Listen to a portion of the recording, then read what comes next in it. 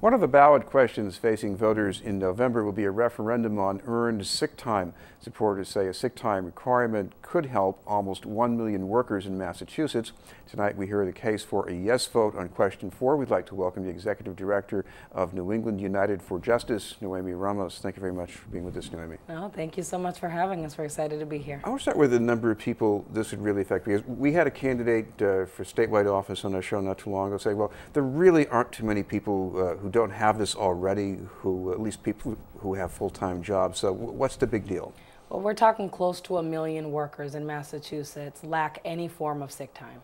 And out of those workers, about a third of them, we're talking about low-wage workers, 70% people of color. This is an issue that really speaks broadly to the need of earned sick time in our Commonwealth. Now, there are situations when an employer who has common sense, or at least a certain amount of compassion, will get a request for a sick time and say, okay, that's fine, we'll work around it, this happens. But in reality, what do people have to face sometimes? I mean, we work with families that face different situations, right? Some workers are afraid to call into work, so they end up going into work sick, or if they have a sick child, they'll actually send their children into school sick. So that's a challenge, not just the fear of talking with their employer about it, but the fear of either not getting paid and the financial imbalance that might cause their families, or even fired from their jobs. So what exactly would the requirement be if the referendum were approved? I mean, this is about allowing workers an opportunity to earn their time, which I think is great, because this isn't a free giveaway to a worker. We have to earn our hours and earn our time. But essentially, we're talking 40 hours a year of earned sick time.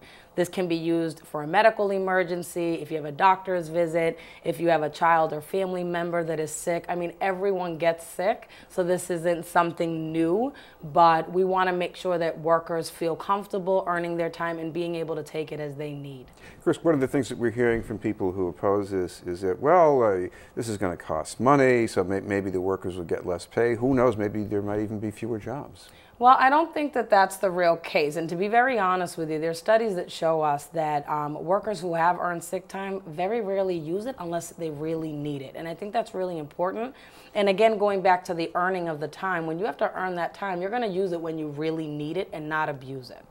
Right. What about flexibility? Small employers maybe, Yes. They might have people working on flex time, they might even do some work at home. So they're saying you have this one-size-fits-all kind of thing. Isn't that going to make this just more difficult than it has to be? I don't think it's going to be more difficult. And to be honest with you, we care about small businesses in our communities. We have small business support for this issue, which is great. And for us, we wanted to make sure that there was a balance. We want to make sure workers are protected, but small businesses do not receive a financial burden through this policy, right? And so any employer that has under 10 employees will not be required to pay for sick time, but the worker can still earn their time and still take it again as their family needs to.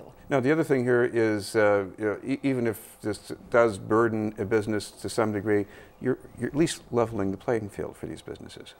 Well, I think, you've got small mom and pop shops that are trying to do the right thing, but it's really hard. We find that a lot of folks that don't or are pushing against earned sick time are the folks that can really afford it. We're talking larger corporations, big, low wage, like fast food restaurants. We know that they can afford it. If you look at Dunkin' Donuts, if you look at Burger King, McDonald's, these are companies that hire folks from our communities, part-time and full-time, and don't want to provide any benefits to their workers. And they know that they are making billions a year, right? And so I think that this is really important for their accountability in our communities. We want to support small mom and pop shops, so we added something to the table that we think was going to benefit them as well. But at the end of the day, this is really about protecting workers and making sure that our health and families are put first.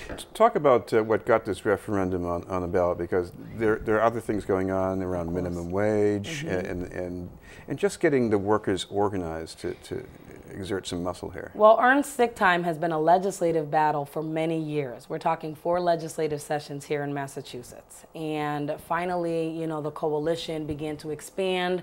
We have a coalition called Raise Up Massachusetts that brings community, faith, and labor to the table, where workers really said, you know what, it's time that we take this issue to the next level. And so instead of fighting a legislative battle, we said we're going to take it to the streets and we're going to allow voters to make the decision. So we're excited that it's on the ballot. ballot. It's question 4. We want to encourage the community to pay attention to this issue and vote yes.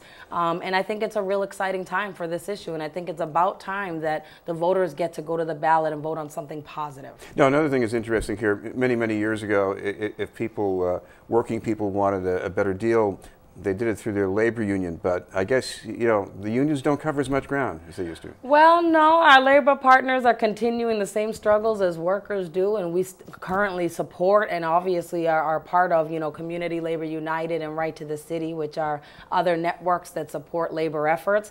But this is also a standard that if we can fight for across the board, it's one less piece that labor has to negotiate for, and they can focus on other fights within their campaigns. What about the minimum wage? I mean, because there has been an increase. We're doing pretty well compared to the rest of the country, but but it's also not quite as much as what people were hoping for. Well, you know, we also worked on the minimum wage campaign. It was a joint effort within the Raise Up space. We're excited that it increased. It's going to eventually, over the next few years, go up to $11 an hour, which is huge for the workers in our Commonwealth. But we also know that's not enough. We know we need more. If you look at just Boston and think about how expensive it is to live in our city, $11 an hour is great, but we know it's not enough and we can do more. But I think people are excited that we were able to reach that benchmark. Let's see where it goes in the next few years. Thank you very much for being with us. All right, thank you. For a yes vote on question 4, Noemi Ramos. Yes vote. From New England United for Justice.